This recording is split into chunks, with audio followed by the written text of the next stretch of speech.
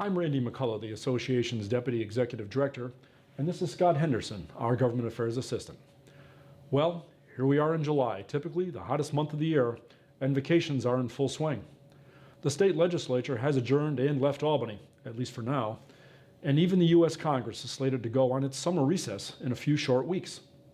But despite the aura of calmness and inactivity, the business of government affairs goes on. The city may never sleep, as the old adage goes, but neither does the government, particularly the regulators and the bureaucracy.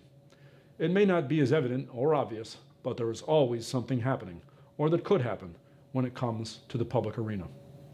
And that is especially true this year, being that all statewide office holders, from the governor on down, as well as the entire state legislature, is up for re-election.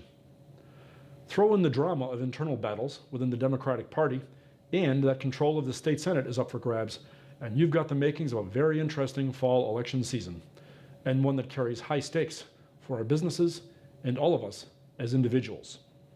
With that being said, we wanted to call your attention to how we at the association are keeping our focus on state government, both on the traditional policy side as well as on all the ever-important political developments.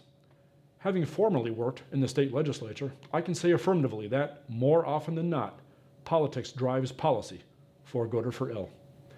By now, you should have been receiving our monthly Albany Update, sent by email to you each month.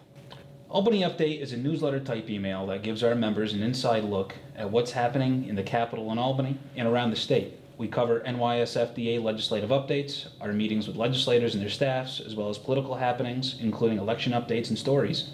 In fact, next month's edition will go in-depth on the 2018 election dates and deadlines, everything you need to make sure you are registered not only to vote, but to cast an absentee ballot if you will be away on the day of the election. I'd also like to thank all of the members who have responded to my call to action emails.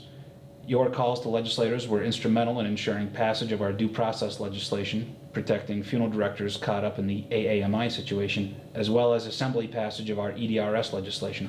Scott, it's also extremely important to note that a large part of your association's ongoing activity is the time spent at political fundraisers for candidates who have shown a willingness and an appreciation of the challenges facing our funeral firms. The association's presence and visibility at these critically important events is entirely made possible by our Political Action Committee, or PAC. In fact, over 90% of our members voluntarily contribute to our PAC through their dues each and every year.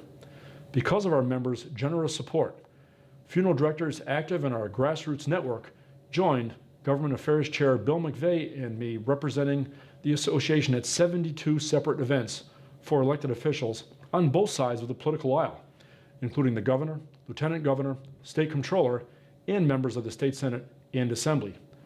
And that was only for the first 6 months of the year while the legislature was still in session.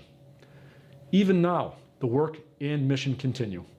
Our members continue to attend political events throughout this vast state, most often in the form of political golf tournaments during the summer and fall seasons.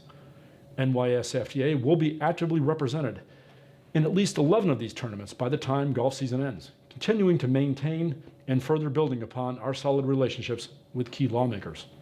I cannot thank you, our members, enough, as we work together to ensure that the voice of funeral directing, our influence really, is heard and projected around this big state and throughout the year. So, watch for your next issue of Albany Update the first week of August and in the months following. Politics may be many things, but one thing it's not is boring. Please feel free to get in touch with Scott or me if you have any questions. And on behalf of the association and certainly our public affairs team, have a great summer.